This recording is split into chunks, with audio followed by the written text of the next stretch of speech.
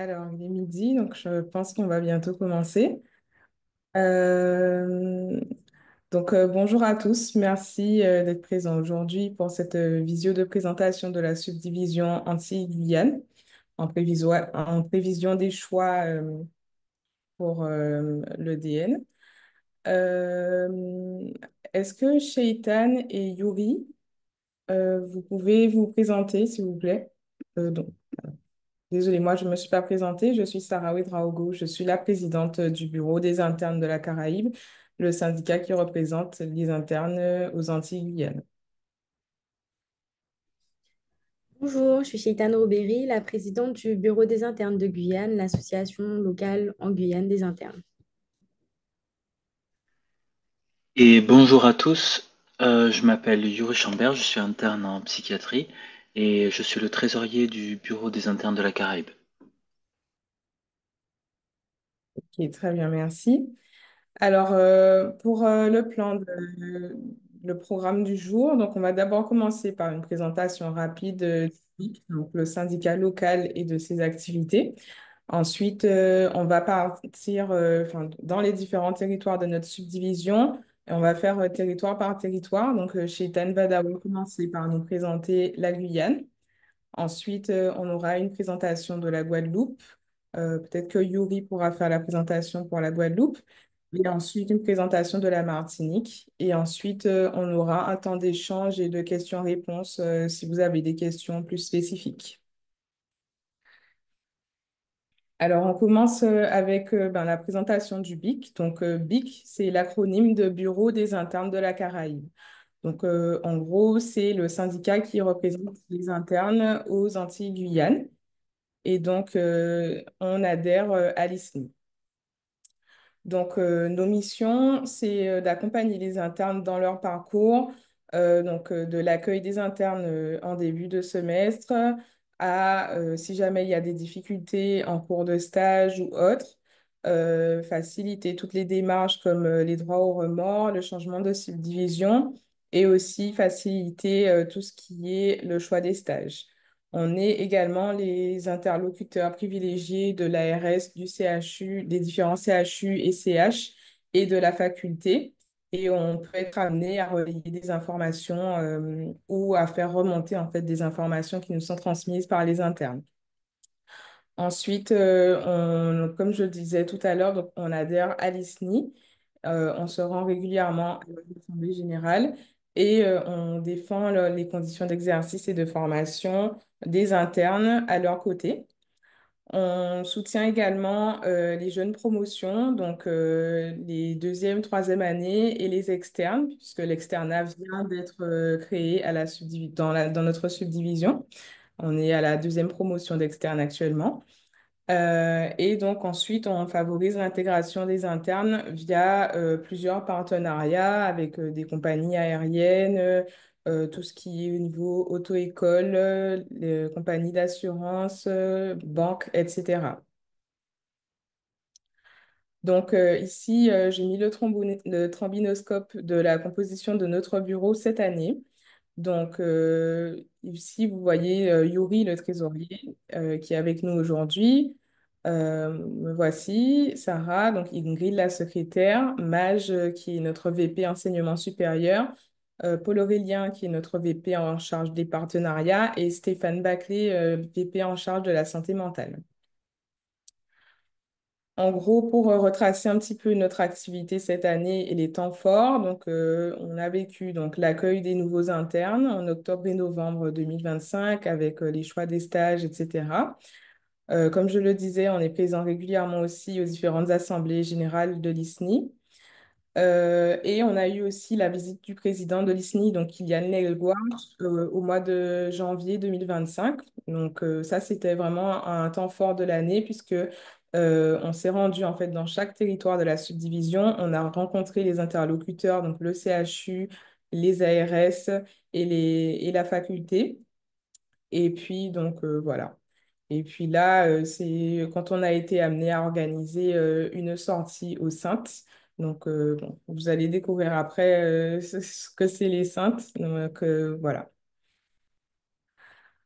Ensuite, il y a eu également la visite de la médiation nationale. Donc, la médiation nationale, c'est un organisme qui s'occupe en fait de gérer les situations conflictuelles et difficiles que peuvent rencontrer les internes. On a également participé à une rencontre en présence de la Fédération hospitalière de Guadeloupe, à l'ARS. On a relayé aussi le mouvement de grève contre la régulation à l'installation. Et on a participé à la première remise des stéthoscopes qui était organisée aussi par le Conseil de l'Ordre de Guadeloupe pour les étudiants en deuxième année de médecine.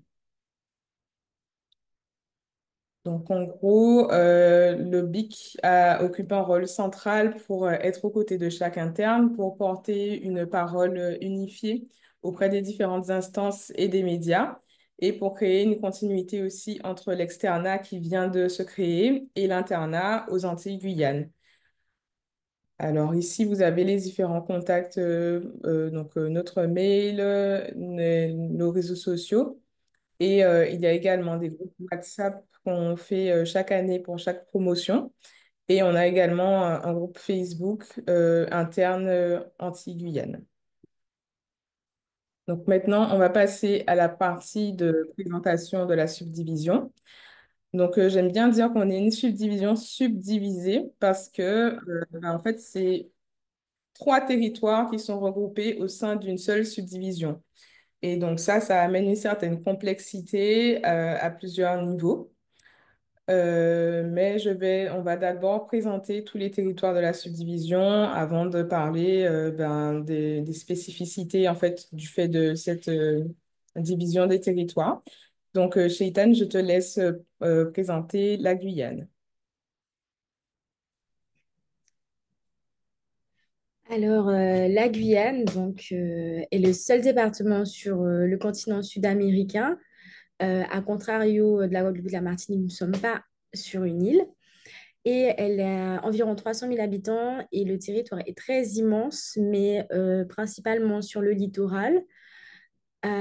Nous avons un climat équatorial, donc la moitié de l'année il pleut et l'autre moitié c'est ensoleillé comme l'été on va dire, et une forêt amazonienne qui regroupe des pathologies très spécifiques dues à ça. La Guyane est à 8h30 de vol de Paris, avec un décalage horaire de 4 ou 5 heures en fonction des saisons et un décalage d'1 heure avec la Guadeloupe et avec la Martinique. Donc, à savoir que la Guyane a une présence historique d'Amérindiens, de Bushinangais et une forte immigration, ce qui fait un mélange d'ethnies très spécifique. Je ne peux pas juste vous dire de venir et d'apprendre le créole parce que ça ne va pas suffire au quotidien. Voilà. Et à une colonisation très tardive qui a été longtemps perçue comme une zone d'exil et de bagne. Et il ne faut pas juste entendre ce qu'on dit sur la Guyane et d'avoir peur, mais il faut vraiment venir pour y vivre et voir les spécificités du territoire et comprendre que la Guyane est aussi belle que la Guadeloupe et la Martinique. Diapositive suivante, s'il te plaît. Donc, cette année, nous sommes devenus CHU. Donc, je suis en Guyane avec trois grands hôpitaux, celui de Cayenne où il y aura la majorité des stages, celui de Kourou où on peut ouvrir des postes en fonction des demandes et celui de Saint-Laurent, le CHOG, avec aussi beaucoup de CDPS qu'on peut comparer à des dispensaires qui sont tout le long entre chaque hôpital et certains CDPS ne sont accessibles que par avion en fonction des saisons. Ça permet vraiment je vais vous dire, de découvrir la brousse.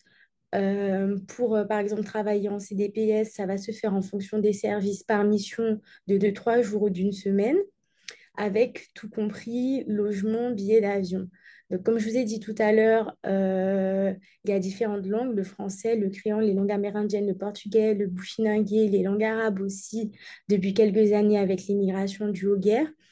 Et il y a des célébrations multiculturelles tout au long de l'année. Donc, bien sûr, le carnaval qui est complètement différent de ceux des Antilles, les fêtes traditionnelles Hmong, créoles, amérindiennes, brésiliennes. Et ben, par exemple, pendant ces périodes estivales, nous enchaînons les festivals, euh, les fêtes communales sur tout le territoire. Et bien sûr, il y a une vie associatrice très active avec le Bureau des internes de Guyane qui est la représentation locale du BIC pour la continuité du suivi des internes. Donc, comme dans chaque territoire, il y a des ARS différentes. Donc, nous aussi, on a notre ARS Guyane, on a notre faculté qui permet aussi d'avoir des DU différents de ceux qui sont proposés aux Antilles en fonction du territoire. Donc, on a les DU de maladies infectieuses, ceux de dermatologie, que je vous conseille beaucoup. Et ce sera tout pour moi. Si vous avez des questions, n'hésitez pas à m'envoyer un message sur Facebook ou sur l'Instagram du Bureau des internes de Guyane. Je vous aiderai pour tout ce qui est installation, pour aide locale et tout le tralala de l'administration. Merci beaucoup. D'accord, super, merci beaucoup, Shaitan. Alors ensuite, on va passer à la présentation de la Guadeloupe et des îles du Nord. Euh, Alors, voilà, Yuri, est-ce que tu tu veux veux que je m'en bien? occupe? Ouais. Oui. Alors, du coup, la Guadeloupe et les îles du Nord, ça regroupe différentes îles. Déjà l'archipel guadeloupéen, on va voir les différentes parties, ainsi que Saint-Martin et Saint-Barthélemy. L'archipel est composé de deux îles principales, Basse-Terre et Grande-Terre. Alors, c'est deux presqu'îles parce qu'au centre, il y a une coupure par un canal en fait entre l'océan au nord et l'océan au sud. On a Basse-Terre qui est plutôt une île volcanique avec beaucoup de relief. Il fait un peu plus frais, c'est pas exactement pareil que la Grande-Terre. Euh, et comme périphérie, après, on a les Saintes qui sont les deux îles au sud de la Basse-Terre. Marie-Galante, qui est l'île circulaire au sud de Grande-Terre, et la Désirade, qui est l'île un peu longitudinale à l'est de la Grande-Terre. Au total, c'est une population d'environ 400 000 habitants, et comme statut, c'est un département d'outre-mer français. En termes d'histoire et d'héritage, il y a une population originelle des Amérindiens, des Arawaks. C'est une terre qui a été colonisée. Il y a eu beaucoup de traites négrières et de plantations sucrières. La mémoire aujourd'hui, elle est toujours importante avec un esclavage aboli en 1848. Il y a beaucoup de lieux, beaucoup d'événements en mémoire là-dessus. La Guadeloupe, c'est une terre chargée culturellement et beaucoup d'événements culturels sont en lien direct avec cette histoire. Donc tout d'abord, les structures hospitalières. Donc on a un gros CHU, le CHU de Guadeloupe, qui est actuellement à la jonction entre Pointe-à-Pitre et les Abîmes. En ce moment, on est en transfert, en- c'est en train d'être fait vers le nouveau CHU qui sera aux Abîmes, plus au nord de l'ancien CHU. Et après, on a différents centres hospitaliers. On en a un à Basse-Terre, la ville, qui se situe au sud-ouest de l'île Basse-Terre. On a un centre hospitalier à Marie-Galante ainsi qu'un centre hospitalier à Saint-Martin. Nous dépendons de l'ARS de Guadeloupe et le siège de la faculté de médecine des Antilles se situe à Pointe-à-Pitre sur le campus Fouilleul. Au niveau de la culture et de la vie locale, en termes de langue, c'est français et le créole guadeloupéen. On parle beaucoup. Il y a beaucoup de créole qui est utilisé dans le milieu du travail. Donc c'est quelque chose avec lequel il va falloir s'adapter. Et on comprend assez rapidement et on est rapidement inclus dans des conversations comme ça. En termes de manifestations culturelles, on a le carnaval qui est très différent de la vision qu'on peut avoir du carnaval, par exemple, qu'on s'imagine, qui vient par exemple du Brésil ou même en Guyane, qui est fortement influencé par celui du Brésil, où c'est un carnaval avec des danses traditionnelles, des musiques traditionnelles, avec des fouets, avec toute une culture vraiment très spécifique à la Guadeloupe. On a le goka, qui sont des percussions, le chanté Noël, et après plusieurs fêtes patronales. Il y a une petite particularité que vous allez découvrir si vous venez ici, c'est que chaque subdivision, que ce soit la Martinique, que ce soit la Guadeloupe, que ce soit la Guyane, ont tout un tas de jours chômés, de jours où en fait on s'y attend pas, mais où ce sont des jours qui comptent comme fériés, comme par exemple le carnaval qui est très très important, où il y a plusieurs jours qui seront chômés, et tout au long de l'année, des jours qui commémorent en fait l'histoire de la Guadeloupe. Ensuite, un petit focus sur Saint-Martin. Donc, Saint-Martin, c'est une île qui est au nord de la Guadeloupe, si je ne me trompe pas. Donc, c'est une île qui est divisée en deux, avec un sud qui est hollandais et un nord qui est français. C'est une collectivité d'outre-mer depuis 2007. Il y a environ 35 000 habitants sur la partie française, et la plupart, c'est lié aux touristes. Euh, En termes de structure hospitalière, nous avons le CH de Louis-Constant Fleming. C'est un hôpital de proximité avec pas mal de soins et souvent, en fait, les patients qui sont à Saint-Martin peuvent être amenés en Guadeloupe par hélicoptère pour des prises en charge parfois qui ne sont pas réalisables sur place. Donc, il y a beaucoup de collaboration avec le CHU de Guadeloupe. Suivant certains stages, je pense notamment par exemple à l'urologie ou à l'ORL ou à d'autres stages comme ça, il y a des possibilités parfois de venir faire des journées ou 2 jours en fait à Saint-Martin. Et pour certaines spécialités, je pense par exemple à la médecine générale, il y a directement des terrains de stage là-bas.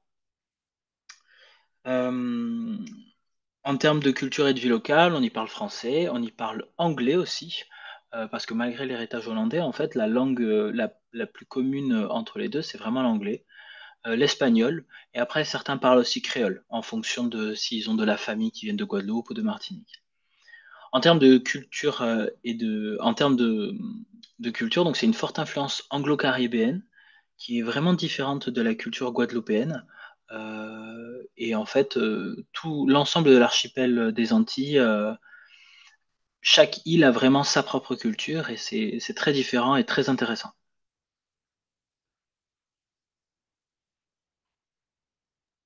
Ok, super, merci beaucoup, Yuri. Pas de souci. Alors, je vais me charger de la partie sur la Martinique. Je suis actuellement en stage en ORL en Martinique. Alors, donc, la Martinique se situe à 8 heures de vol de Paris. Donc, il y a un décalage horaire de 5 ou 6 heures par rapport à Paris, comme la Guadeloupe. Donc, c'est une île qui est plutôt montagneuse et volcanique, avec deux zones principales. Donc, le nord, qui est un peu plus rural, humide, et le sud, qui est plus touristique. La population est d'environ 360 000 habitants. Comme la Guadeloupe, la Martinique a aussi été colonisée. L'île a été un des centres de la production sucrière pendant l'esclavage. L'esclavage a été aboli en 1848. Il y a toujours aussi des mémoires qui sont assez vives et c'est notamment le berceau d'Aimé Césaire, le fondateur du mouvement de la négritude, et il y a un riche héritage intellectuel et littéraire en Martinique. Donc, au niveau des différents centres hospitaliers en Martinique, donc le CHU de Martinique est déployé sur plusieurs sites. Donc, il y a un site principal qu'on appelle l'Aménard ou Pierre Zobda Kitman. Donc, il se situe à Fort-de-France. C'est un bâtiment un peu évolutif parce qu'il y a une partie plus ancienne et une partie beaucoup plus récente. Ensuite, il y a le centre hospitalier de Mangovulsin où il y a certaines spécialités qui ont leur hospitalisation là-bas. C'est le cas notamment de l'ORL, c'est aussi le cas de la psychiatrie. Et il y a le centre hospitalier aussi de Trinité. Et donc, il y a aussi une forte collaboration aussi entre privé et public en Martinique. Et donc, parfois, on reçoit des patients de la clinique Saint-Paul, qui est une clinique privée qui est située à Fort-de-France. Et il y a également des terrains de stage qui se situent aussi à la clinique Saint-Paul. La Martinique est rattachée à l'ARS Martinique. Et au niveau de la culture et de la vie locale, c'est assez animé. Les Martiniquais sont plutôt joyeux et très festifs. Donc il y a beaucoup d'événements en fait tout au long de l'année. Donc au niveau des langues parlées, donc c'est le français et le créole martiniquais qui diffèrent un peu du créole de Guadeloupe, mais globalement on arrive quand même à comprendre entre les différents créoles. Donc, comme je disais tout à l'heure, il y a une littérature avec de nombreux auteurs martiniquais comme Aimé Césaire, Monsieur Glissant, et le ballet est une danse traditionnelle qui s'accompagne aussi de percussions qui est présente en Martinique. au niveau des différents temps festifs de l'année. Donc, il y a le carnaval qui est un gros événement culturel en Martinique. Les chantées Noël aussi, comme en Guadeloupe, et notamment aussi le Tour des Yoles, donc, qui est le tour de la Martinique dans des embarcations traditionnelles, donc, qui ont des voiles. Donc voilà, donc ça, on a terminé pour la partie sur la Martinique. Maintenant, on va se concentrer un petit peu sur les spécificités de la subdivision. Donc, les essentiels, c'est d'avoir le permis de conduire. C'est très, très important parce que ben, dans tous les territoires, que ce soit en Guadeloupe, en Martinique, en Guyane ou au niveau de Saint-Martin, c'est assez difficile de se déplacer si on n'a pas le permis de conduire. On se déplace beaucoup en voiture. Les transports en commun sont pas 100% fiables, en fait. Donc voilà. Pour la Guyane, il ne faut pas oublier de faire le vaccin contre la fièvre jaune parce qu'il est obligatoire, en fait, pour rentrer sur le territoire guyanais. Il faut également anticiper et bien se préparer mentalement parce que c'est quand même assez éloigné de l'Hexagone. Donc, on est à peu près environ 8 heures de vol. Donc, on n'a pas la possibilité parfois de rentrer, de voir ses proches ben, aussi souvent qu'on le souhaiterait. Il faut faire preuve d'une certaine ouverture d'esprit puisque c'est une subdivision avec des apports culturels qui sont complètement différents de ce qu'on peut retrouver en France hexagonale. Il y a des langues différentes, les gens sont différents. Donc, il faut avoir cette capacité de s'adapter et de s'adapter aussi rapidement parce qu'on peut être amené aussi à changer d'un territoire à l'autre entre les semestres. Et tout cela implique aussi une préparation financière parce qu'il y a déjà un gros déménagement quand on quitte l'Hexagone pour venir s'installer dans un des territoires de la subdivision où il faut penser en fait à apporter ses affaires, à apporter sa voiture, etc., trouver un logement sur place.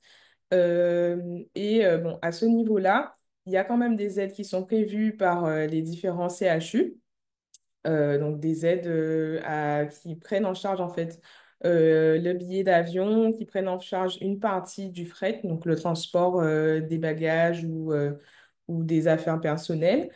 Euh, et voilà, donc il y a plusieurs aides en fait qui sont prévues sur place, mais ça demande quand même d'avoir une préparation en amont.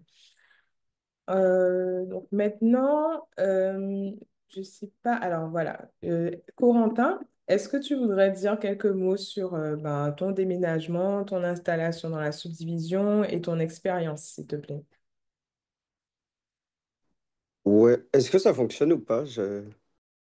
Oui, c'est bon. C'est bon. Salut à tous. Du coup, moi, donc, je suis interne en deuxième semestre. Je suis arrivé en novembre. Du coup, moi, j'ai fait que la Guadeloupe pour l'instant. Donc, comme Sarah disait, le permis de conduire, c'est vrai que c'est essentiel. Euh, Ceux qui viennent de grosses villes où on peut faire du vélo, de la trottinette, etc., pareil, ça, faut oublier quand même aux Antilles. Je sais pas en Martinique et en Guyane, mais de ce que j'ai compris, c'est quand même pareil dans toutes les subdivisions. C'est très accidentogène, il n'y a pas forcément de pistes cyclables. C'est surtout les voitures en fait qui sont utilisées. Moi, ce que j'ai fait, c'est que j'ai rien amené ici. J'ai acheté ma voiture moi ici. Bon, forcément, au niveau financier, je vois qu'il y a une question, mais au niveau financier, ici, il faut savoir que beaucoup de choses sont beaucoup plus chères, que ce soit les voitures, que ce soit le coût de la vie, que ce soit les activités, les réparations de voitures, etc. Donc, il faut quand même prévoir un budget assez important. Pour être transparent, moi, j'ai une petite voiture, c'est une Kia, donc toute petite, et ça a coûté 5 à 6 000 euros environ. Et c'est une vieille voiture. Après, au niveau des déménagements, moi j'ai amené le strict nécessaire, hein, vraiment, je me suis dit, voilà, je vais pas amener beaucoup de choses. Sinon, moi j'ai trouvé via les groupes Facebook, via Le Bon Coin, j'ai fait mes recherches comme ça pour voir les appartements, les colocations qu'il y avait. C'est pareil, il faut se dire que les loyers sont quand même assez chers. Après, ça dépend ce que vous voulez. Est-ce que vous voulez une grande maison avec piscine? Est-ce que vous voulez un petit appartement? C'est variable. Il y avait quoi d'autre en termes d'installation? Bah, comme dit Sarah, hein, la capacité d'adaptation et ouverture d'esprit, c'est vrai que ce qu'on, l'image qu'on a des Antilles en hexagone n'est pas forcément la bonne. Euh, Pas, que ce soit négatif ou positif, hein. Et du coup, c'est vrai qu'il faut s'adapter, il faut réussir à rapidement se mettre en place parce que si vous êtes aux urgences en médecine générale ou alors dans les spécialités, vous allez directement avoir des responsabilités, en plus de l'aspect social et culturel qui est totalement différent. Donc, il faut savoir s'adapter. Sinon, j'avais quoi d'autre à dire? Je regarde en même temps les questions, mais je crois qu'il y a Yuri qui répond. Euh, la moto, moi, la moto, je pense que ça passe. Enfin, Sarah a peut-être plus d'expérience que ça par rapport à moi. Mais la moto, c'est un peu entre les deux, quoi. La moto, en fait, si vous regardez, ça va vous faire peur, mais si vous regardez sur Internet, vraiment, le nombre d'accidents qu'il y a dans Guadeloupe, Martinique, Guyane, c'est très important. Donc, faut quand même mieux privilégier la voiture. Mais la moto, je pense, c'est mieux que les scooters, en tout cas, ça, c'est sûr. Et sinon, après, en termes de vie, moi, enfin, personnellement, je regrette pas du tout d'être venu. C'est pas du tout le même mode de vie que les internes en hexagone. Mais ceux qui aiment bien la nature, ceux qui aiment bien faire plein d'activités, que ce soit des randonnées, des activités nautiques, découvrir une culture. Et moi, pour l'instant, en plus, j'ai fait que la Guadeloupe, mais avec la Guyane, la forêt amazonienne, avec la Martinique, la montagne Pelée, enfin, il y a vraiment plein de choses à faire. Donc sur ça, moi, personnellement, je regrette pas du tout. Et en fait, il y a plein de choses à faire, alors qu'en hexagone, c'est plutôt limité. Voilà. Je regarde en même temps. Alors, les interchus en Med-G, c'est compliqué parce que, enfin, nous, en tout cas, ils nous ont dit qu'on n'avait pas le droit. En fait, faut se dire qu'il y a eu pendant plusieurs années des internes qui venaient juste pour profiter du paradis des Antilles, des 40% et de la belle vie, on va dire. Et ils n'ont pas trop apprécié ça et ils ont renforcé plus la formation en médecine générale, qui est très bien aujourd'hui et il n'y a pas de comparatif à faire par rapport à l'Hexagone. Et du coup, ils considèrent qu'on n'a pas besoin de rentrer, sauf si vraiment DU qu'il n'y a pas aux Antilles. Donc, si vous trouvez un DU, je ne sais pas, qu'il y a à Grenoble ou à Marseille, là, ils vont accepter, mais sinon, ils vont pas accepter que vous fassiez des interchus. Par exemple, demander un interchu à Tahiti ou à La Réunion, c'est compliqué de l'avoir. Ah oui, ça me fait penser effectivement qu'on n'a pas parlé de la spécificité de la maquette aussi. Et c'est un point important qui diffère des autres subdivisions. Donc, effectivement, on a dit que les interchus, c'est plutôt difficile en médecine générale, sauf si vraiment projet spécifique, justifié et appuyé. Il y a en fait dans la maquette de plusieurs spécialités l'obligation de réaliser en fait entre 1 à 3 semestres en hors subdivision. Donc c'est le cas dans plusieurs spécialités. Il faut vraiment se renseigner au cas par cas.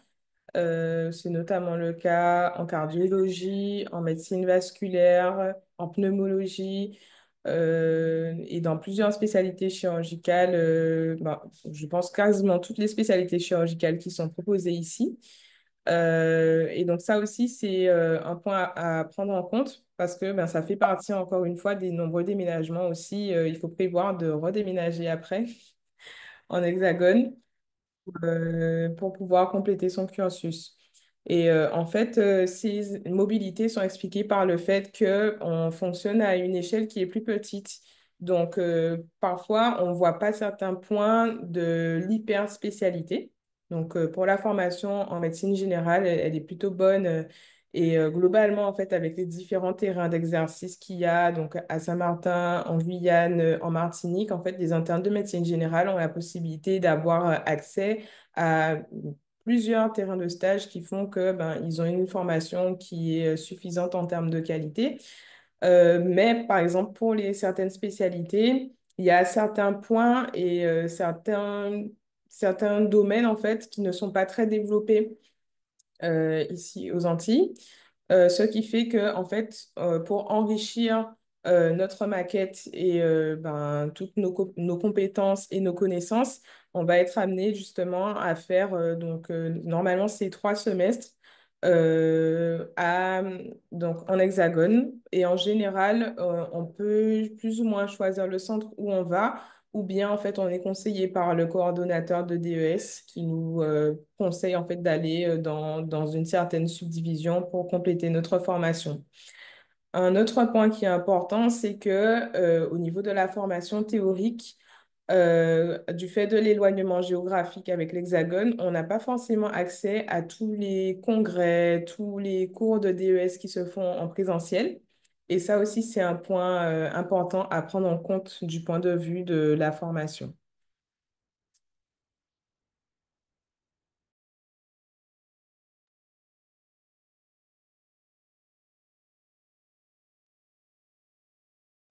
Il y a quelqu'un qui parlait de la médecine générale. Est-ce que c'est 4 ans ou pas? Normalement, elle est passée la quatrième année, mais on n'a pas encore trop d'infos, nous, sur quel stage on va avoir. Mais normalement, elle est passée et ça sera, que ce soit aux Antilles ou en Hexagone, ça sera pour tout le monde pareil. Et après, j'ai l'impression que les salaires, ça a l'air d'être une question importante. Et je comprends parce que c'était aussi le cas, moi. Moi, en gros, pour vous dire, je vivais à Tours. Donc, Tours, c'est pas une grosse ville, c'est pas une petite ville non plus. Moi, de ce qu'on m'a dit, il faut se dire que les prix de la vie, c'est comparable à ceux de Paris, en un peu plus cher pour certains produits. Donc, par exemple, les produits ménagers, tout ce qui est le Nutella, les choses qui sont importées, ça va être beaucoup plus cher qu'à Paris. Et le reste, c'est à peu près les mêmes prix qu'à Paris de ce que me disent les internes qui sont de là-bas. Mais globalement, je ne sais pas ce que Sarah et les autres en pensent. Avec la prime de 40%, on a largement de quoi faire et on a largement de quoi faire des économies. Ça dépend du rythme de vie de chacun, mais moi, dans tous ceux que je vois, on arrive à faire on a réussi à s'acheter des voitures, on a réussi à avoir des loyers qui sont assez chers, on a réussi à faire plein d'activités et pourtant on arrive à te mettre de côté. Il y en a plusieurs qui sont rentrés plusieurs fois en métropole, donc je pense qu'au niveau de l'argent, il faut pas que vous vous souciez de ça. En fait, la vie chère, malheureusement, c'est pour ceux qui n'ont pas la prime et qui ont qui ont des salaires, des SMIC en fait. Mais une fois qu'on est médecin ou même dans la fonction publique, ici, il y a pas de souci pour vivre. Vous allez vraiment bien vivre. Sarah, je sais pas ce que tu en penses. Ben, c'est vrai qu'avec les 40%, etc., ben, les internes font partie d'une partie de la population qui est plus ou moins privilégiée, puisque on a globalement les moyens ben, d'avoir accès à toutes les activités au niveau à toutes les différentes choses. Il faut prendre aussi en compte le fait qu'on est beaucoup aidé par les CHU surtout lorsqu'on vient s'installer. Donc, avec, comme Maj le redisait dans le chat, la prise en charge du billet d'avion, la prise en charge de 2 bagages en soute, plus le remboursement du premier mois de loyer. Il y a beaucoup de... En fait, ça demande une préparation financière en amont parce que, en fait, si, par exemple, il faut acheter une voiture ou il faut prendre en charge des frais au-delà de ce que rembourse le CHU, il faut pouvoir être prêt en fait à y faire face. Donc c'est surtout à l'installation où ça peut être un petit peu compliqué. Mais ensuite, en général, globalement, le niveau de vie est plutôt bon. Ensuite, je regarde les questions Faut dans le savoir chat. aussi que les Je frais me permets, d'inscription sont plus chers aussi. Je euh, sais pas si vous le savez, les frais d'inscription sont plus chers quand vous devenez interne. Je sais plus combien c'est, les autres vont m'aider. C'est Oui, ça 300 ou regarde. 400 euros, je crois. pour la Euh, fac, au total, Oui. on tombe sur presque 600 balles, hein. 500 balles Ah voilà. L'inscription est 100 balles de CVEC. Ça pique un peu les fesses parce que la CVEC, autant vous dire que le campus, vous allez y passer pour prendre votre carte étudiante et puis c'est tout. Mais je reviens juste sur quelques questions qui sont, je ne sais pas si elles ont été répondues. Pour le choix des îles et en règle générale, le fait de tourner sur les différentes subdivisions, ça dépend vraiment en fait de votre maquette et de votre position dans la promo. Le choix des îles, ça se fait en fonction de votre promotion. En gros, les promotions, les années passent les unes après les autres et après, c'est votre classement au sein de votre promotion. Les îles qui partent en premier, ça dépend clairement en fait de votre spécialité et des terrains de stage. Par exemple, en médecine générale, la Guadeloupe, c'est parti très vite, mais ça dépendait. Il y a les urgences qui sont parties, il y a les médecins Prat qui sont partis. C'est un peu aléatoire, ça dépend des gens. Et après, est-ce qu'on doit on doit tourner entre les trois subdivisions? Ça dépend réellement en fait de, de votre maquette. Par exemple, en psychiatrie, je prends mon exemple, c'est totalement possible de faire l'ensemble de son temps, entre guillemets, aux Antilles, en Guadeloupe ou en Martinique. Donc ça dépend vraiment de votre stage. Donc ça, je vous conseille plutôt de regarder, de contacter les référents des différents stages pour ça, pour ce genre de questions. Et pour vous donner un ordre d'idée, moi je suis milieu de promo en médecine générale. On est 90, je crois, sur les trois territoires. Moi je suis 40, 45, un truc comme ça. Et l'année dernière, c'est la Martinique qui était partie en premier. Cette année, c'est la Guadeloupe. Et moi, en étant 45e, je suis l'avant-dernier à avoir choisi un stage en Guadeloupe. Donc voilà, en gros. Et moi, le stage que j'ai eu chez le praticien, c'était le premier de la promo de l'an dernier qui l'a eu. Donc c'est vraiment variable en fait. Ce qu'il faut se dire, c'est que vous allez tourner souvent entre Martinique, Guadeloupe en médecine générale et la Guyane, c'est rarement par obligation, c'est souvent des choix. Voilà. Et Pour après, j'ai la, vu une autre question sur les colocations aussi. Est-ce qu'on peut être intégré sans être en coloc? Oui, moi personnellement, je suis pas en coloc et je pense que je suis intégré. Les colocations, c'est moitié-moitié, hein. Il y en a qui sont tout seuls, il y en a qui sont en colocation. En fait, ça va dépendre de où les gens trouvent leur logement. Ça va dépendre du prix des loyers, ça dépend des affinités qui sont créées. C'est ça qui va déterminer si les gens vont aller plutôt en Guadeloupe, en Martinique ou en Guyane. Ça dépend de ce qui se passe aussi dans la vie. Dans la vie, je sais que l'an dernier, il y avait eu des émeutes en Martinique. Est-ce que ça a participé ou pas? Mais ça a fait que tout le monde en Guadeloupe. Donc c'est un peu variable en fait, d'année en année. Est-ce que les gens vont préférer la Guadeloupe ou la Martinique? Sur toute la partie, je continue sur la partie formation. Il y a une question, pouvez-vous rentrer un peu plus en détail? Alors, rentrer en détail sur ce genre de sujet, c'est un peu difficile parce que ça dépend bien évidemment de la spécialité. Il y a des spécialités qui sont très bien cotées, même aux Antilles, hein. Je pense par exemple à l'urologie, où l'urologie en Guadeloupe, par exemple, est extrêmement bien développée, même s'ils n'ont pas forcément certaines maîtrises qu'il y a dans des gros centres métropolitains. On arrive en fait avec une bonne base, même quand on rentre en France, hein. Après, il faut comprendre un truc, c'est que l'encadrement, globalement, est un peu moins présent qu'en France. Euh, En règle générale, sur pas mal de spé, on se retrouve assez là-dessus. Venir ici, ça nécessite quand même une volonté personnelle de s'améliorer, une volonté personnelle de faire l'effort, de faire du travail en plus de ce qu'on vous demande en stage, et parfois d'aller chercher les ressources et les sujets qui vous intéressent sans attendre qu'un senior vienne vous dire, ah, fais-moi une présentation là-dessus. Ah, apprends cette prise en charge. Donc voilà, ça c'est un truc qu'il faut avoir en tête quand même.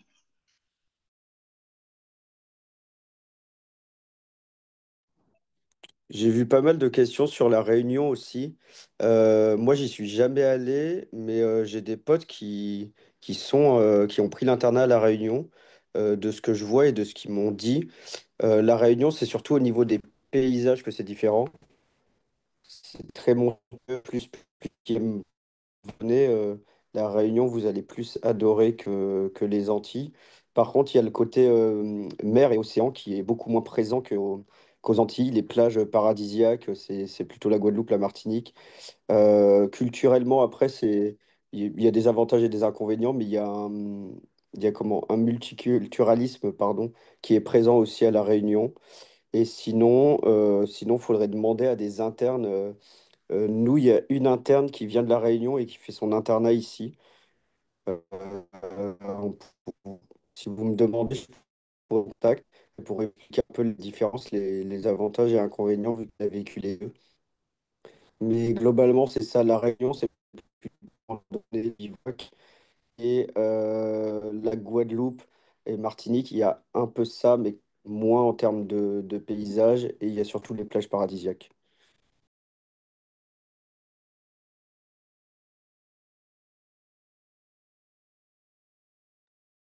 Oui, voilà. Et puis, je pense qu'au niveau des terrains de stage aussi, il n'y a pas, enfin, les internes de la Réunion ne sont peut-être pas amenés à bouger autant que dans notre subdivision. Mm. Ils ont Bah, ils principalement vont à Mayotte, je crois. la Réunion et Mayotte, voilà, c'est ça. Mm. Et voilà, je vous invite à aller voir aussi euh, la présentation de du SIOI, donc le syndicat des internes de l'océan Indien, pour arriver à saisir en fait les différentes, enfin les distinctions en fait entre les deux territoires. Mais enfin géographiquement en tout cas, c'est pas du tout au même niveau. La Réunion se trouve dans l'océan Indien. C'est pas du tout aussi la même chose en termes de décalage horaire, en termes d'heures de vol aussi. Donc voilà. Je me permets de répondre à la question concernant la discrimination sur les anciens internes des Caraïbes pour les postes au CHU ou dans le libéral en métropole ou en Europe une fois docteur. Malheureusement pour le territoire des Antilles, une grande partie des médecins qui sont diplômés aux Antilles retournent en France en fait après leur internat. Donc il y a pas trop de discrimination là-dessus. Il faut comprendre en fait que si jamais vous voulez un poste en France, il faudra, lors de vos interchus, être bon dans les différents stages où vous passez, faire du réseau. Et ça, on a du mal à le voir quand on est interne en France, mais tout le monde subit ce genre de difficultés. Et on ne peut pas, en fait, sur les Caraïbes, on n'a pas forcément de désavantage là-dessus, dans le sens où vous allez pouvoir réaliser vos interchus dans le service que vous voulez, parce qu'en fait, vous vous rajoutez, et c'est le CHU des Antilles qui paye pour vous. Donc, pour le service d'accueil, c'est bénéf. Donc, vous allez pouvoir aller dans les services que vous voulez, demander vraiment à avoir une formation adaptée à ce que vous voulez faire comme projet professionnel. Et en fait, ça sera à vous, à ce moment-là, de briller, de faire du réseau et de montrer en fait vos capacités. Sachant que c'est pas par exemple, et ça, il y a plein d'histoires qui le montrent, hein, c'est pas parce que vous faites un internat dans une grande ville que vous finirez par avoir le poste de PH que vous souhaitez par la suite. Il y a beaucoup d'internes, moi je pense par exemple à Toulouse d'où je viens, il y a beaucoup d'internes de chirurgie, ils sont bloqués et ils sont pas pris au CHU. Et en final, ils finissent dans des périphéries, alors que eux, ils se sont dit, ah, mais ça va bien se passer, je vais pouvoir aller au CHU. Et en final, là-dessus, on est sur un pied d'égalité avec les différents internes de métropole. Et je rajouterais par rapport à la médecine générale, au terme de la formation, personnellement, j'avais peur aussi parce qu'on entend beaucoup de choses. Est-ce que la formation est bien, la formation est pas bien? Moi, c'est seulement mon expérience, donc ça vaut pas pour tout le monde.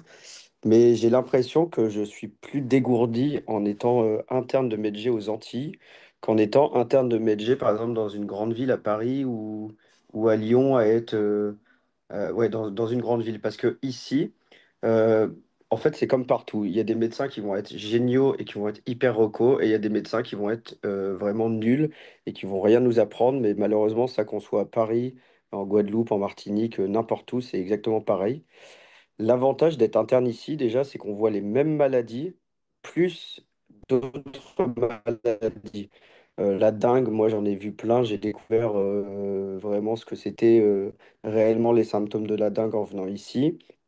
J'imagine qu'à La Réunion, c'est pareil, il y a des maladies différentes. En Guyane, j'y suis pas allé, mais il y a encore plein de pathologies avec la forêt amazonienne. Donc déjà, sur tout ça, on apprend l'item, comment ça s'appelle? L'item des pathologies infectieuses et tropicales. Ça, vous allez le connaître en étant ici. Et en fait, moi, je me rends compte qu'en tant qu'interne et en tant que chef, c'est pas forcément celui qui a appris par cœur son item qui va être le plus performant. C'est celui qui sait le plus s'adapter, qui sait où aller chercher les informations et qui est le plus réactif. Et ça, j'ai l'impression qu'en étant interne aux Antilles, que ce soit les médecins ou les spécialistes, on apprend à faire face à ça parce qu'il y a un manque de moyens, parce qu'il y a des conditions de vie qui sont difficiles pour la population. Donc, des fois, les patients, ils sont dans une détresse qu'on ne voit pas ailleurs, parce que des fois, l'organisation du CHU est pas forcément top, et du coup, vous allez avoir par exemple, le déchocage dans votre stage aux urgences. Le déchocage à coupe, c'est limite de la réanimation hexagone. Il y a des choses qu'on voit au déchocage qu'on verrait jamais en fait en hexagone parce qu'ils iraient directement en réanimation. Et ça, du coup, pour votre formation, c'est hyper intéressant. Donc, moi, je trouve on est meilleur en termes de pratique que certains internes d'Hexagone. Après, peut-être qu'en connaissance, on est un peu moins bon. Peut-être qu'il y a des recos qui sont pas forcément respectés. Mais malheureusement, ça, c'est partout et faut pas en faire une généralité. Oui. Par contre, ça, Et ça vaut pour la MedG, hein. Parce que les spécialistes, là, pour le coup, les spécialistes, moi, je peux pas te dire. Et s'il y a des stages à faire en hexagone, c'est qu'il y a quand même des manquements dans certains moyens, je pense. Je pense à la chirurgie, il y a certaines chirurgies qu'il n'y a pas ici, certaines opérations, certains robots, etc. Mais en tout cas, en médecine générale, il n'y a pas de souci, faut pas vous inquiéter. oui, alors pour compléter ce que disaient Corentin et Yuri, c'est vrai qu'au niveau de la formation, on peut se retrouver, du fait des conditions du CHU, du contexte, etc., du manque de moyens, à être assez vite en autonomie. Mais en fait, je trouve qu'un des avantages de faire son internat ici, c'est que globalement, enfin, moi, je ressens moins par rapport à mon externat, par exemple, le poids de la hiérarchie ou autre. Je trouve que les seniors sont globalement plutôt accessibles. Assez souvent, en fait, on peut leur parler sur WhatsApp, on a leur numéro de téléphone, etc. Ils sont très pédagogues aussi. Donc, c'est vrai qu'on peut être mis face à certaines situations où on doit être un peu plus rapidement en autonomie, mais quand il faut faire appel en tout cas aux seniors, ils répondent toujours et puis ils sont vraiment très accessibles. Et je trouve que ça, c'est vraiment quelque chose d'intéressant parce que enfin, ça se voit aussi qu'ils nous font confiance et je trouve que c'est vraiment propice au fait à l'apprentissage. Ouais, Ouais, c'est vrai que franchement, c'est plus familial. Vas-y, vas-y. Oui. j'allais seconder tout ce qui a été dit. Vraiment, même dans certaines spécialités, moi je pense par exemple à la psychiatrie.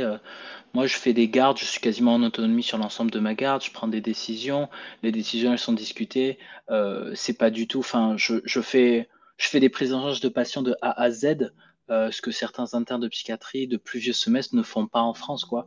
Donc c'est très enrichissant.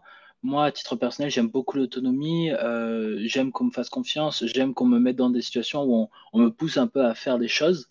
Et ça, c'est très très satisfaisant, c'est très très formateur. Et par exemple, pour de la prise en charge d'urgence en psychiatrie, moi, ça ne me fait. Je suis en deuxième semestre, hein, donc je viens de commencer. Et malgré ça, il y a quasiment rien qui me fait peur. Je suis dans une sérénité quand je vais en garde que beaucoup de collègues n'ont pas forcément. Et que beaucoup de collègues n'auraient pas si jamais ils étaient sans senior ou si jamais il y avait un problème et que le senior était occupé. Donc ça, c'est quelque chose quand même qu'il faut garder en tête, c'est que les désavantages qu'on peut avoir si on voit la formation sous un prisme français, on les a pas du tout quand on voit la formation sous un autre prisme. Et comme l'a dit Sarah, c'est pour beaucoup de stages, c'est une bonne ambiance. Ah oui, il y a quelque chose qui est un peu, je vous le dis, qui est un peu étonnant ici, c'est que tout le monde se tutoie. Donc les patients peuvent vous tutoyer. Parfois, les patients vous demandent de ne pas les vous voyer et de les tutoyer. Beaucoup de chefs se tutoient, les infirmiers vous tutoient, les étudiants vous tutoient, tout le monde se tutoie en fait. Il n'y a que le directeur de l'hôpital qu'on vous voit presque. Mais donc ça casse en fait une sorte de rigidité hiérarchique et ça fait qu'on prend des décisions en équipe, c'est beaucoup plus de vivre ensemble et c'est très agréable ça. Un point aussi que j'avais oublié de mentionner, c'est que pour beaucoup de spécialités chirurgicales, ils fonctionnent en système d'astreinte et pas en système de garde. Ça, bon, c'est intéressant quand même à savoir. On passe pas la nuit à l'hôpital, mais en fait, on est appelé si jamais il y a besoin qu'on se déplace au niveau du CHU. Et donc ça implique qu'au niveau des logements, il faut essayer de trouver quelque chose qui soit pas trop loin du CHU. Si si on est amené en fait à devoir revenir sur place la nuit, environ à 20 à 30 minutes de voiture du site.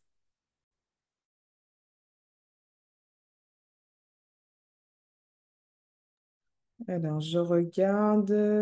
Alors, est-ce qu'il existe des logements d'internat ou pas vraiment? Ben, pas vraiment. Alors, en fait, au niveau de la Guadeloupe, il y a des locaux d'internat, donc une zone qui s'appelle internat dans le CHU, mais il n'y a que les chambres de garde là-bas et ben, des espaces en fait pour les internes, donc salle de sport, salle de restauration, cuisine, etc. Mais c'est pas vraiment un internat ou dans le sens où les internes ne logent pas en fait sur place. En Martinique, je crois qu'ils sont en projet de construction Enfin, ils ont un internat aussi, où les internes peuvent déjeuner aussi le midi, à la différence de la Guadeloupe, où en fait, il n'y a pas de système de restauration qui est présent au niveau du CHU. Je crois qu'il y a peut-être quelques chambres, mais c'est vraiment anecdotique. Et en Guyane, il n'y a pas d'internat. Mais par contre, dans certains CH prévoient notamment l'hébergement des internes. Je pense notamment au centre hospitalier de l'Ouest guyanais, donc à Saint-Laurent-du-Maroni, où en fait, ils ont un logement qu'ils mettent à disposition des internes. Donc, les internes payent quand même le loyer, mais c'est comme une grosse colocation avec tous les internes qui sont postés en fait dans ce centre hospitalier. Et donc, voilà. Donc, c'est vrai que pour les logements, la plupart du temps, en fait, il faut trouver un logement ben, à l'extérieur, enfin en dehors du CHU. Il y a beaucoup d'internes qui choisissent de se mettre en colocation ou d'autres qui choisissent de loger seuls. Mais voilà, il y a différentes options et en fait, c'est plutôt au niveau du budget et du confort aussi qu'on souhaite avoir. Bon, il y a des avantages et des inconvénients à la colocation, mais la colocation, par exemple, permet d'avoir accès à des maisons qui sont beaucoup plus grandes, avec beaucoup plus d'équipements, piscine, etc. Donc, voilà. Alors, Je viens, je rajoute juste un truc par rapport à l'internat. Moi, je trouve que c'est un des gros inconvénients de l'internat aux Antilles. Je préfère le dire parce que bon, vaut mieux dire là, les avantages et inconvénients. C'est que entre les colocations, le fait qu'on soit tout seul des fois dans le logement, le fait que ça bouge entre ceux qui reviennent en Hexagone, qui reviennent de leur fin d'internat d'Hexagone et qui reviennent aux Antilles, c'est quand même au niveau des relations amicales, sociales, etc., ça bouge beaucoup.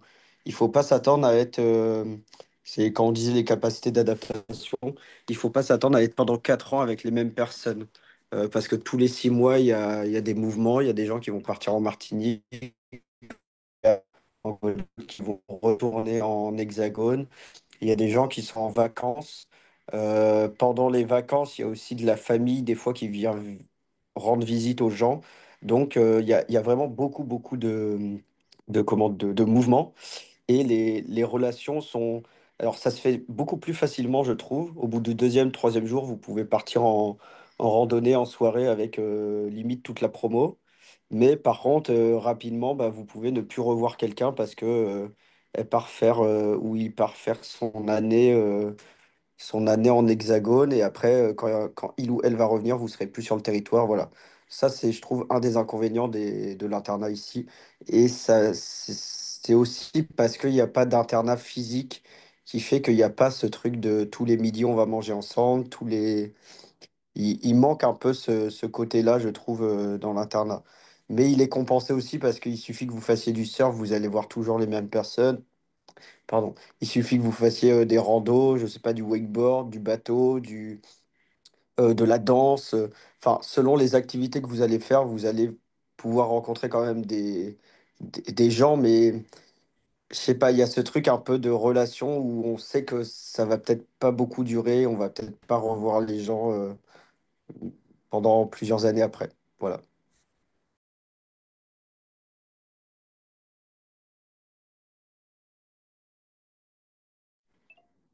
Pour la connexion Internet, moi, il y avait une box dans le logement que j'ai pris.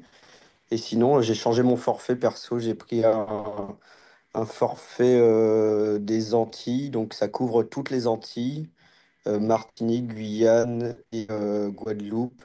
Et je crois que je suis à 20 ou 30 gigas si je vais à l'étranger. Et je paye 10 euros, 10 ou 12 euros, je crois, par mois.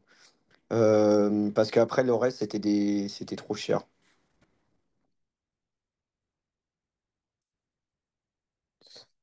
Vie de couple instable. Alors perso, je suis pas en couple, donc je pourrais pas vous dire ce que ça donne. Mais oui, ça peut être compliqué. Moi, j'ai deux potes par exemple. Il y en a une, elle est médecin généraliste et l'autre, elle est comment ça s'appelle? L'autre, il est hémato. Et le problème, c'est que lui, en tant qu'hémato, il va devoir revenir en hexagone, mais elle peut pas avoir d'interchu parce qu'en Medj, ils acceptent difficilement.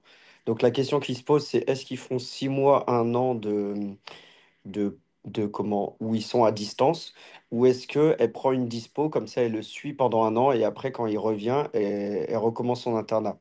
Mais en même temps, ça veut dire qu'elle va finir son internat plus tard que lui, et lui, s'il veut un poste de CCA, il va devoir revenir aussi en hexagone. Donc vous voyez, c'est des questions à se poser par rapport à tout ça.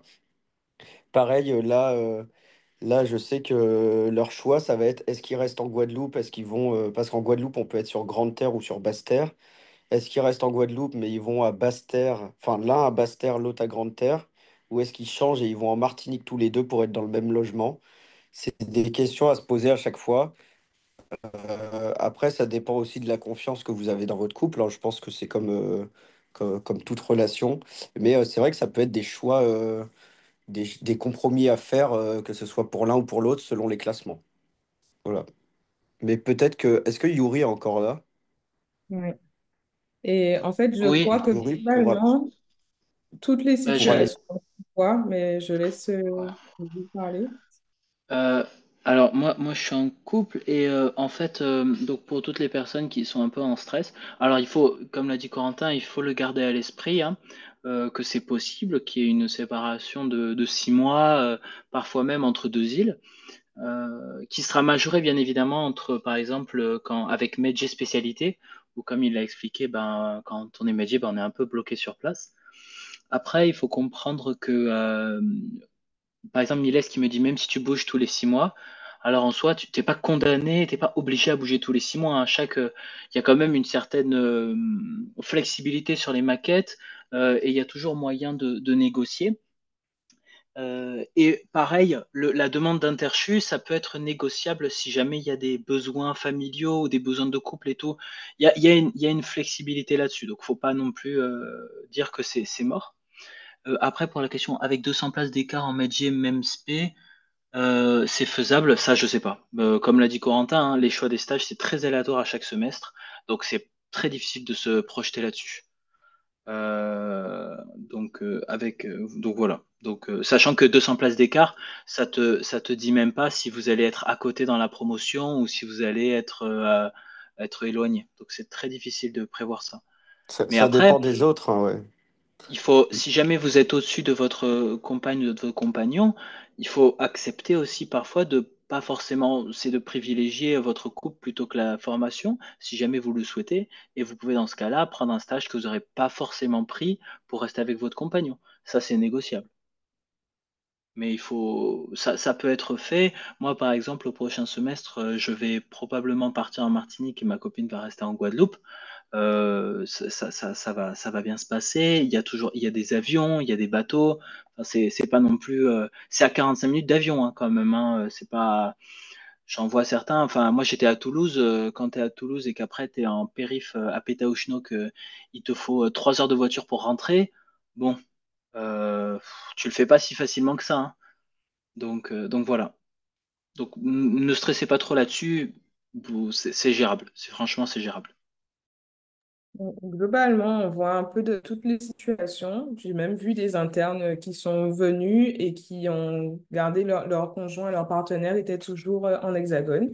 Et la relation a tenu. Donc, ils ont fait des allers-retours, etc. Donc, en fait, je pense que globalement, c'est très relation dépendant. Ensuite, il y a une question sur à quelle date on doit arriver aux Antilles? Est-ce qu'il y a un week-end d'intégration? Donc, j'ai vu que Corentin a déjà commencé à répondre. Euh, pour les internes des spécialités chirurgicales, il y a une école de chirurgie qui est organisée. Donc, en gros, c'est 2 à 3 jours où on organise une formation pour vraiment connaître les bases au niveau du bloc opératoire. Donc, c'est organisé en Martinique et en Guadeloupe. Globalement, il faut prévoir d'être là pour ça. Enfin, et ça se passe environ une semaine avant la rentrée en novembre. Ensuite, il faut savoir que dans notre subdivision, les choix de stage se déroulent assez tôt dans le semestre parce que, en fait, comparé aux autres subdivisions, parce que justement, il faut pouvoir prévoir, en fait, de changer de territoire ou autre.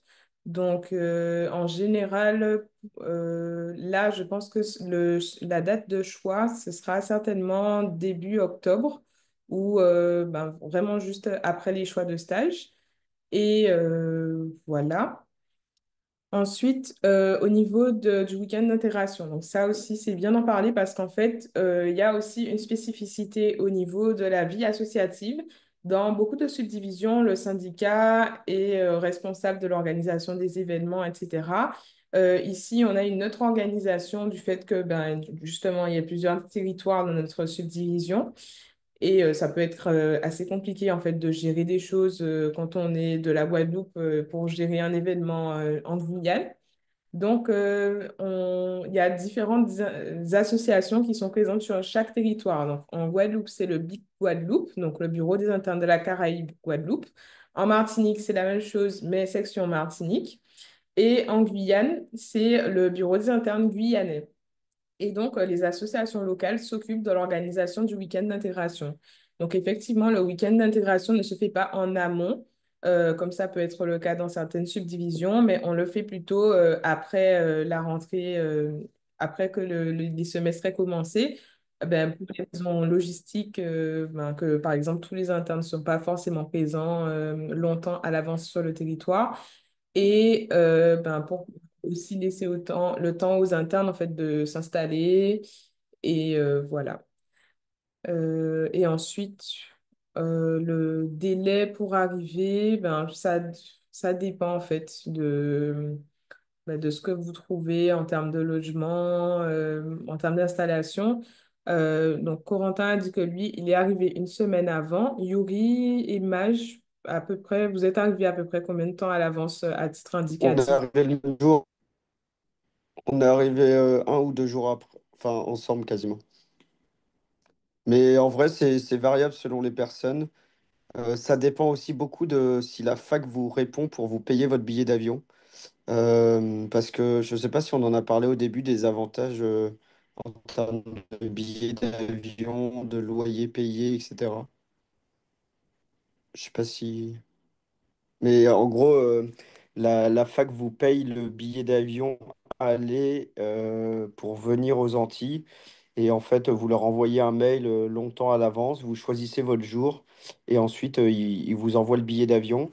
Mais des fois, selon les places disponibles dans l'avion, selon les horaires, selon d'où vous partez aussi, de quel aéroport vous partez, ça peut être plus ou moins décalé. Et donc moi, ça dépendait de ça en fait. J'avais demandé une semaine à l'avance et il m'avait donné mon billet et du coup, c'était à peu près ça. Et moi aussi, je voulais pas venir trop tôt parce que j'avais pas de voiture et du coup, je savais que ça allait être compliqué sinon. Mais je voulais pas venir trop tard non plus pour pouvoir acheter ma voiture. Donc, je m'étais dit une semaine, c'était parfait. Voilà. Et après, au niveau des avantages, je sais pas si on en a parlé, nous, en médecine générale aussi, il y a la prime de 40%. Il y a comment dire? Donc, prime de 40%, c'est sur le salaire de base, mais c'est pas sur les gardes. Donc, ça veut dire que vous avez un salaire à 2 000 € net euh, quand vous êtes à l'hôpital. Mais quand vous êtes chez le praticien et le cabinet, on a des indemnités de transport et des indemnités de nourriture et logement. Et donc, ça, c'est environ 450 €. Donc, le salaire de base quand on est chez le c'est 2 400 €, pardon. Voilà. Et aussi, on nous paye c'est 600 € ou 700 € le premier loyer quand on arrive. Mais ça vaut si vous êtes aux urgences pour les médecins généralistes, pas si vous êtes chez le praticien. Parce que si vous êtes chez le praticien en novembre, il considère que votre loyer, il y a déjà l'indemnité de loyer dans les 450 €, donc il ne vous verse pas la prime de 600 €. Moi, je ne le savais pas et il y en a qui se sont fait avoir.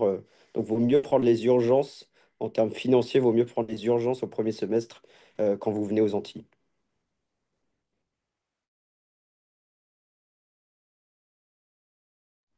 Et Sarah, je ne sais pas si tu es au courant, mais est-ce qu'il y a une exonération aussi en termes d'impôts?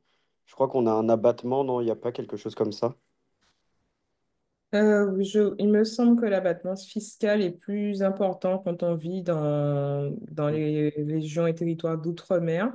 Après, je ne saurais pas te dire exactement de quel pourcentage d'abattement il s'agit, mais voilà. Ouais. Et pour la voiture, je crois que pour le transport, c'est le fret. Et il y en a, ils ont eu des aides de 200 ou 300 €, mais en gros, ça vaut environ 1 000 € de faire ramener sa voiture, entre 1 000 et 1 500 €. Donc bon, c'est dérisoire ce qu'on nous donne, mais oui, c'est 300 € je crois, à peu près. Et vous avez les APL jusqu'à 28 ans, ça, il n'y en a pas beaucoup qui le savent. Moi, j'ai les APL là dans le logement où je suis, et c'est jusqu'à 28 ans que vous avez le droit de les avoir. Et même après, si vous disent rien, vous pouvez continuer à les avoir. Donc voilà, n'hésitez pas à prendre des logements avec APL. Et c'est 170 € je crois, ou 150 €. Oui, c'est sous condition de ressources. Donc pour l'instant, moi, je les ai vu que mon année N-1, j'avais pas de salaire vu que c'était l'externat. Je pense que l'année prochaine, ils vont me l'enlever.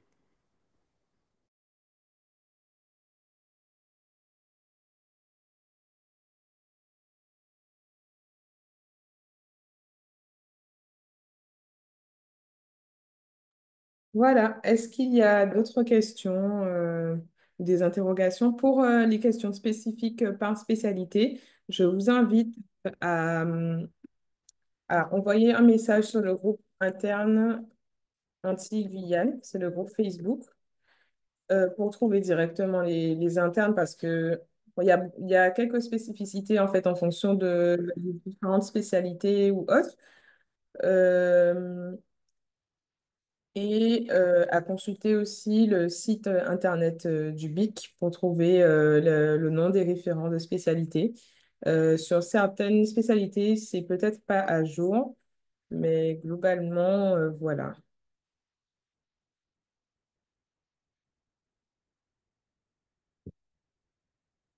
Alors, est-ce qu'il y a d'autres questions?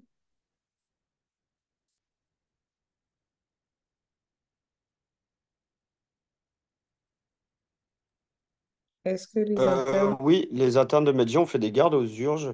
Bah déjà, dans ton semestre d'urgence, tu vas avoir des gardes. Et sinon, moi, là, le Prat. Et en fait, si la chef de service veut bien, tu as le droit de refaire des gardes. Donc, moi, j'ai pu reprendre des gardes et voilà. Sur mes jours, après, ça dépend de tes praticiens. Mais il y en a, ils veulent bien que tu loupes des jours de stage pour aller en garde. Et il y en a, ils veulent pas. Du coup, on en prend le week-end souvent. Souvent, c'est le week-end. Alors, les intermédiaires, est-ce qu'on peut faire du SMUR? Je pense que ça dépend des stages. Moi, j'étais à Pointe-à-Pitre et j'ai pas pu en faire parce que c'est un stage à part. Je crois qu'à Basse-Terre, ils en font. Et après, les autres, en Guyane, peut-être. Je sais pas, j'avoue que ça dépend des terrains de stage. Pointe-à-Pitre, en tout cas, non, ça c'est sûr. Mais globalement, après, une fois installé, si jamais vous restez après l'internat, il y a moyen il y a moyen encore de bosser aux urgences quand on est médecin généraliste. Pour l'instant, hein. On voit une nouvelle loi qui vont tomber, mais pour l'instant, ça peut se faire. Même mettre au SMUR, c'est possible. Il y a un gériatre qui est au SMUR en ce moment, par exemple, à Pointe-à-Pitre. Euh, Ça dépend de l'expérience, ça dépend si la maison vous connaît, ça dépend si vous avez fait vos preuves. J'imagine qu'il faudrait plutôt avoir un petit DU ou quelque chose comme ça, mais c'est encore possible de faire des inter-spécialités aux Antilles. Mais ça va peut-être changer d'ici la fin de votre internat, donc c'est pas une valeur sûre, quoi. Bon, vu la pénurie de médecins, je pense que pour l'instant, ça reste encore possible. Et je pense que surtout en Guyane, au niveau des urgences, les internes peuvent être amenés ben, à accompagner les patients, par exemple, lorsqu'ils font des missions ou ils se déplacent avec les hélicoptères, etc. Donc, voilà. Je sais que en gastro, moi je connais une interne de gastro qui a eu un week-end payé à Paris pour une évacuation sanitaire. Il y a certaines opérations en fait qui peuvent pas être faites aux Antilles. Et donc je crois que c'était sur une greffe ou enfin quelque chose comme ça. Et donc elle est partie le vendredi, ils ont pris l'avion et ils sont revenus le dimanche soir à peu près. Et elle a eu un week-end tout frais payé à Paris. Donc ça, c'est possible. Il y a des petits trucs comme ça, mais c'est rare, hein. C'est pas tous les internes qui vivent ça. Mais je sais aussi qu'en Guyane, les médecins, on peut être amené à faire de la pirogue pour aller voir les patients. Les visites à domicile, c'est en pirogue. Euh, il y a des petits avions aussi, des petits coucous qui peuvent être pris pour aller chercher des gens ou pour aller faire des interventions. Donc voilà, il y a tout un aspect qui est totalement différent de l'Hexagone. Et pour ceux qui aiment un peu l'aventure, qui aiment découvrir de nouvelles choses et en même temps travailler, en fait, je trouve que c'est ça qui est incroyable ici, c'est que on n'est pas là juste pour les vacances, on n'est pas là juste pour profiter. On apporte vraiment une plus-value. On profite pas de la population, on profite pas des territoires. On a vraiment une plus-value à apporter. Et en même temps, bah, on peut vivre notre vie et faire des activités qu'on n'aurait pas fait ailleurs. Donc, c'est ça moi, je trouve qui est top et comparé à faire son internat, pardon, en hexagone. Ok, super. Ben, je trouve que ça a super bien résumé ben, les aspects positifs de notre subdivision.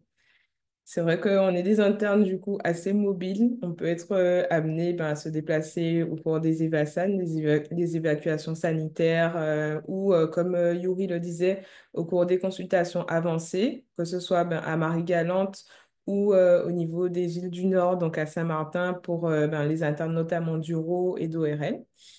Et ben, globalement, voilà, c'est ce qu'il faut retenir. Les internes anti-Guyane sont des internes voyageurs. Et s'il n'y a pas d'autres questions, je pense qu'on peut s'arrêter là. Et n'hésitez pas, alors attendez, je vais remettre euh, nos contacts. N'hésitez pas à nous contacter, donc soit via le mail ou via notre page Instagram ou via notre page Facebook que j'ai mentionné dans le chat. Vous avez Pour ceux qui veulent, moi, vous pouvez me contacter pour la MedG si jamais. Je suis milieu de promo à peu près, voilà, si jamais ça vous intéresse. Et pour l'instant, j'ai fait que la Guadeloupe, donc après, j'ai pas les infos des autres territoires.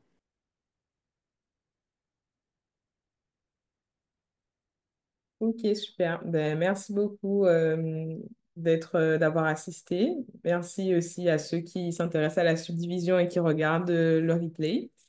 Et puis, bonne journée à tous. Au revoir.